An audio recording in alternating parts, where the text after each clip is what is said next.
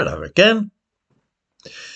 Every so often I listen to something said by one of our rulers and realise the immense gulf which separates ordinary people like us from those who govern our country. The latest instance of this was truly jaw-dropping, and even now I can scarcely believe that a government minister could possibly have said anything so foolish. Robert Jenrick has the unenviable post of Immigration Minister in Britain's current government. As one can readily imagine, he has, to use a colloquialism, been getting a lot of stick lately because of those hordes of illegal immigrants who are now arriving on the English coast in their hundreds every day. This is, of course, costing us a fortune and placing a great strain on social services across the whole country. Part of this is because a lot of the young men pretend to be children, which automatically, however implausible the claim, ties up a social worker for many hours in assessing the situation. Social services departments as far away as Devon, where a lot of the illegal immigrants are now being sent to be housed, are on the point of collapse because of this, and they have no social workers to spare for cases involving genuine children who might be at risk.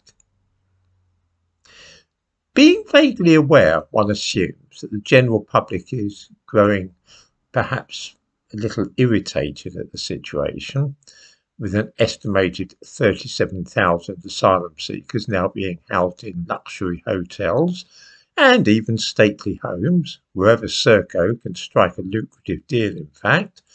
Robert Jenrick has come up with a 10-point plan to deal with the situation. We're not told what the 10 points actually are, of course, so we won't be able to tell if the plan is carried out or whether it works.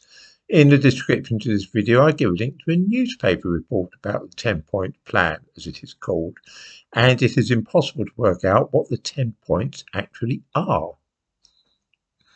However, one point is plain, and Jenrick is very proud of it and thinks that people will see now that he is no slouch when it comes to dealing with illegal immigration. He realises that we are many of us infuriated to see hundreds of hotels being crammed full of dubious asylum seekers, and thinks that it is the hotels which are the problem, rather than the number of asylum seekers. He and his chums have announced that they're going to put an end to what they call Hotel Britain by moving those 37,000 people out of hotels and sending them to live instead in holiday camps and on cruise ships. There, problem solved. And no, I have not made that up either. I give a couple of links in the description to this video. Now, it is perfectly true that I am, like many other people, growing a little ticked off to see all these tens of thousands of foreigners sitting around in hotels eating their heads off at my expense. But I don't think that I will be any less annoyed if, instead of living rent-free in the Hotel du Posh, they are sent to Butlins or given free board and lodging on a cruise ship. That isn't really the crux of the matter at all. And if the Immigration Minister really thinks that this will solve the problem and end the public unease, I think that he is sadly mistaken. What most people want to see is these illegal immigrants prevented from entering Britain in the first place, and the ones whose claims for asylum are rejected removed from the country promptly. This sort of statement by government ministers is almost worse than doing nothing at all.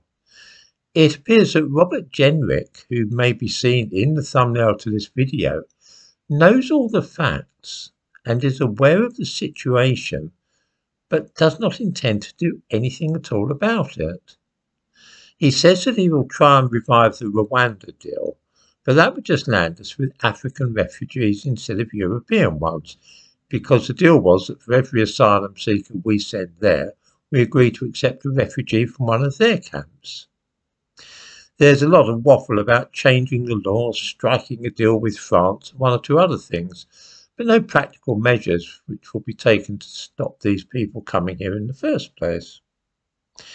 I don't think that the government is going to do anything about this problem, and that the aim is to persuade us that they are going to take action rather than really doing anything. I certainly don't much care if they're being put up in hotels or on cruise ships. That really isn't the nature of the problem as I see it.